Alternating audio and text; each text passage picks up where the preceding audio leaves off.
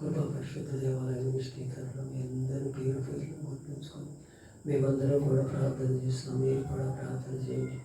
మన ప్రార్థన జీవితం వెలగాలని ఈరోజు కార్యక్రమం అంతటి విజయకరంగా జరిగించాలని ప్రార్థన పూర్వకంగా దేవుని వాక్యం విందాం. ప్రసంగి గ్రంథము 5వ అధ్యాయము 1వ వచనం నుంచి నేను చదువుతున్నాను. మీరు అందరూ బైబిల్ ఉంటే తెరిచి చదవటానికి ఇష్టపడండి. నీవు దేవుని మందిరమునకు పోయినప్పుడు నీ ప్రవర్తన జాగ్రత్తగా చూసుకును. బుద్ధిహీనులు అర్పించినట్లు మీరు బలి అర్పించుట కంటే సమీపించి ఆలకించుట శ్రేష్టం. వారికి తెలియకే దుర్మార్గ పనులు చేయుదురు. నువ్వు దేవుని సన్నిధిలో అనాలోచనగా పడుటకు హృదయము త్వరపడనీకు. నీ నోటిని కాసుకొను. దేవుడు ఆకాశం ముందున్నాడు, నువ్వు భూమి మీద ఉన్నావు. నీ మాటలు బుద్ధిగా ఉన్నవాడని దేవుడి లేఖనాలు తెలియపరుస్తుంది. ప్రసంగితో రాపించిన సులోమోన్ రాజు. మనం ఎలా ఉంటున్నాం దేవుని మందిరం? మన జీవితాలు ఎలా ఉన్నాయి? మనం ఆయన పిలుపుకు తగినట్టు నడుస్తున్నాము? ఆయన పిలుపులో ఉంటున్నామో లేదో ఒకసారి మన హృదయాన్ని పరిశోధించుకో. ఆయన పిలుపులో ఉంటే దేవుని మందిరం తిరిగి జాగ్రత్తగా ఉండండి, జాగ్రత్తగా ఉండండి నేను మళ్ళీ ఎందుకు హెచ్చరిస్తాడు. నీ పిలుపుకు తగినట్టు ఉన్నావు? నీ వస్త్రాధారణ ఎలా ఉన్నది? నీ నడక ఎలా ఉన్నది? నిన్ను నువ్వు గొప్ప చేసుకున్నావు కాదు, ఎదట వాళ్ళు కూడా నిన్ను నన్ను కూడా ఎలా నడుస్తున్నారు అని దేవుని బిడ్డలా వీడు దేవుని బిడ్డల కాదని మనం నడిచే నడకను బట్టే వారు మనల్ని గుర్తిస్తారు. మనం ఉన్న ప్రవర్తన ఎలా ఉంది, మనం నడిచే నడక ఎలా ఉంది, దేవుని సన్నిధిలో మనం బలి అర్పించాలనే దాని గురించి ఇక్కడ క్లియర్గా రాశాడు. ఆయన నీ ప్రవర్తన ఎలా ఉందో ఒకసారి చూసి దేవుని సన్నిధిలో నువ్వు నిలబడితే, ఆయన సన్నిధిలో నువ్వు నిలబడగలిగితే, ఆయనకు నువ్వు ఆశీర్వాదకరంగా చేయగలిగితే నిన్ను దీవించడానికి ఇష్టపడుతున్నాడు నా దేవుడు. నిన్ను గొప్ప చేయడానికి ఇష్టపడుతున్నాడు. నా నామాన్ని గొప్ప చేయవారు వద్దులని నేను వారిని తోశాలు తప్పకుండా పాటించేవారు ఉండాలని వారు కోరుకుంటున్నాడు. అలాంటి స్థితిలో నువ్వు ఉంటున్నావా? నేను ఉంటున్నాను. మన హృదయాన్ని మనమే పరిశోధించుకుందాం. ఎవరో చెప్పుకోవటానికి కాదు. నా అంతటికి నేను భక్తిపరుడని, నీ అంతటి నువ్వు భక్తిపరుడు అని, భక్తురాలు అని చెప్పుకోవడం కాదు కదా. అది దేవుని చిత్తం కాదు. నువ్వు దేవునికి సందరికి వెళ్ళినట్టు నీ ప్రవర్తన ఎలా ఉంది, నీ ప్రవర్తనలో నీ మార్పు ఏంటి, నీ గొడవ ఏంటి అన్నీ పరిశీలన చేసి చూస్తున్న దేవుడు. ఆకాశం మంది ఉన్నాడు, నువ్వు భూమి మీద ఉన్నావు. నువ్వు మాటలు కొద్దిగా ఉండాలి. అమ్మో నేను మాట్లాడితే ఎదటవాడు మాట్లాడలేడు, నేను మాట్లాడితే ఎదటవాడు నా ఎదుట తల వంచుకోవాల్సిందే అనే ఆలోచనతో, అహంకారంతో, గర్వంతో మాట్లాడు. అది దేవుని చిత్తం కాదు. దేవుని చిత్తానికి మనం లోపడాలి. ఆయన ఆకాశం మందు ఉన్నాడు, నేను భూమి మీద, నా మాటలు కొద్దిగా ఉండాలని మనం తెలుసుకునే కృప మనం దయచేయాలి. నువ్వు దేవుని మధ్యలో పోనడు, నీ ప్రవర్తన జాగ్రత్తగా చూసుకోమంటున్నాడు. నువ్వు ఏ స్థితిలో ఉంటున్నావు ఒక్కసారి నీ హృదయాన్ని పరిశోధించు. రోమాపత్రిక 13వ అధ్యాయం 14వ వచనాన్ని ఒకసారి చదువుతాం అందరం కూడా.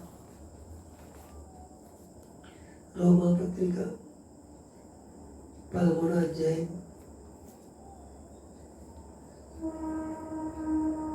14వ వచనాన్ని చదువుతాం.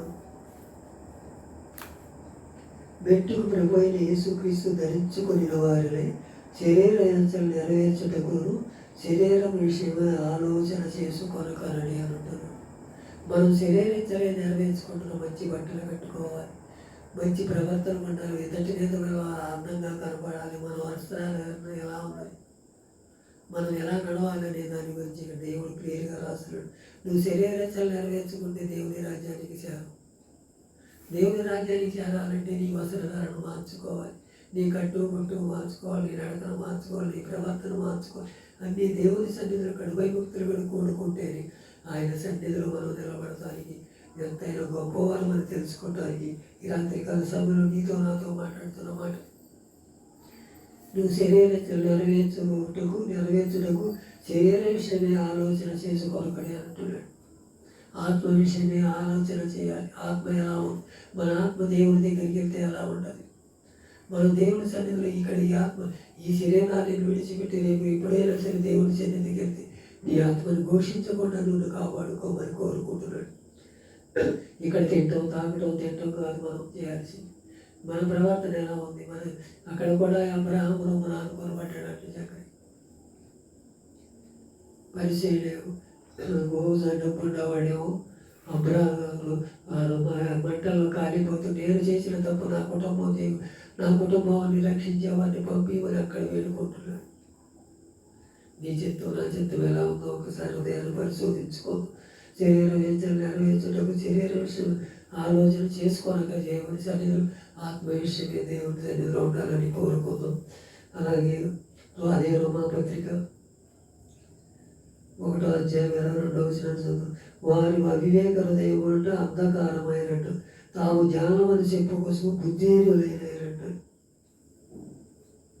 మనం ఒక్కోసారి నాకన్నా గొప్పవారు లేరు, నాకన్నా వాక్యం చెప్పేవారు లేరు, నాకన్నా పాటలు పాడేవారు లేరు, నాకన్నా పరిచయం చేసేవాడు లేరు, నాకన్నా అనే మాట మనం తీసి పక్కన పెట్టాలి. మనం ఇప్పుడు కూడా తగ్గింపు జీవితంలో నాకన్నా అనే మాట మనం తీసివేద్దాం. నాకన్నా గొప్పగా వాక్యం చెప్పేవారు ఎవరున్నారు, నాకే తెలుసని వ్యంగ్యమైన మాటలు మాట్లాడతాం. అది దేవుని చిత్తము కాదు. తగ్గింపు జీవితం తగ్గించే మాటలు ఉంటే ఆయన నిన్ను నన్ను హెచ్చించడానికి ఇష్టపడుతున్నాడు. అలాంటి వారి కొన్ని దేవుని పొందుకోవాలని ఒక సేవకుడిగా మీ అందరినీ చేతులెత్తి ప్రార్థన చేసినాం. మీరు కూడా మా గురించి ప్రార్థన చేసినాం. మీరు కూడా ప్రార్థన చేయండి. మనం ఇలా ప్రార్థనతో వేసేవారం ఉండాలని. మరి రోమాపత్రిక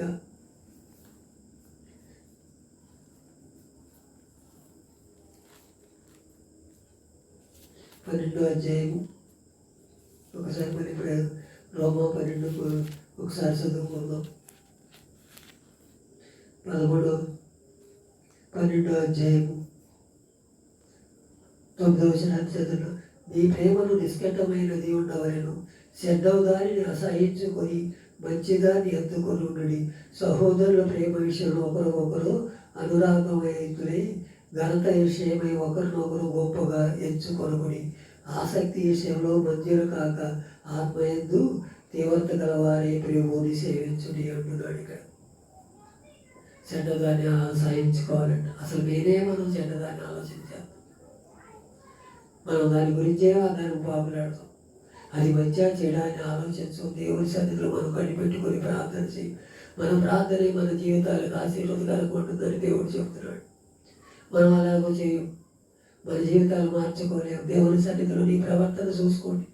నీ ప్రవర్తన బట్టే నీ కుటుంబం మార్చబడుతుంది. నీ ప్రవర్తన బట్టే నీ కుటుంబం దీవించబడుతుంది. నీ ప్రవర్తన బట్టే ప్రతి విషయంలో తోడుంటానని దేవుని లేఖనాలు తెలియపరుస్తుంది. మన ప్రవర్తన ఎలా ఉంది, మన దేవుని సన్నిధిలో ఎలా ఉంటుంది? చెడ్డదాన్ని అసహించుకుంటున్నాము, చెడ్డదాన్ని దగ్గర తెచ్చిపెట్టుకుంటున్నాము. మంచేదో చెడేదో తెలియని స్థితిలో మనం ఉంటున్నాము.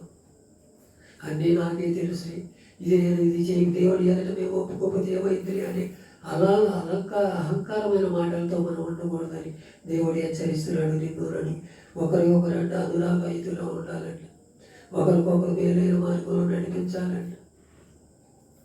అలాంటి స్థితిలో నీవు ఉంటున్నావు. అలాంటి స్థితిలో ఉంటే దేవుడు నిన్ను నన్ను గొప్ప చేయడానికి, నా నామాన్ని హెచ్చించడానికి తగిన యోధులని నిన్ను నన్ను పిలువబడతానికి దేవుడు సిద్ధంగా ఉన్నాడు. అలాంటి స్థితిలో ఉంటే దేవుడు నీ కార్యాలు చేయడానికి ఇష్టపడుతున్నాడు. అలాంటి కార్యాలు చేసి దేవుని సన్నిధిలో నేను ఎలా ఉండాలి, నా ప్రవర్తన ఎలా ఉండాలి, నా ప్రవర్తన బట్టే కదా నా కుటుంబం దీవించబడుతుందని ఆలోచనతో మనం నడవాలి. దేవుడు కోరుకుంటున్నాడు. మనం అన్నదమ్ములు గౌరవించేవాళ్ళంగా, ఇరుగు పొరుగు వారితో సమస్యలు లేకుండా ఉండేవాళ్ళంగా, ప్రతి కుటుంబం దీవించబడాలని, ప్రార్థన చేసే యోధులుగా సిద్ధపడాలని దేవుని సన్నిధిలో అనాలోచన కలిగాక నిత్యం దేవుని కోసం కనిపెట్టుకుని ప్రార్థన చేసే ఉండాలని నిన్ను నన్ను కోరుకుంటూ ఈ మాటలు ఆయన మన హృదయాల్లో పదిలపరుచుకొని మన ప్రవర్తన జాగ్రత్తగా చూసుకుందాం. ఇక మీదటైనప్పుడు వరకు జరిగింది ఏదో జరిగిపోయినది, ఇక మీదట అలాంటి తప్పు నేను చేయనని మనం ప్రార్థన చేసుకుని దేవుని సన్నిధిలో అనాలోచన లేక మేలైన మార్గం నడిచి ఆయన మెండైన దేవుళ్ళను పొందుకుందాము గాక. ఆమేన్. అందరికీ వందనాలు.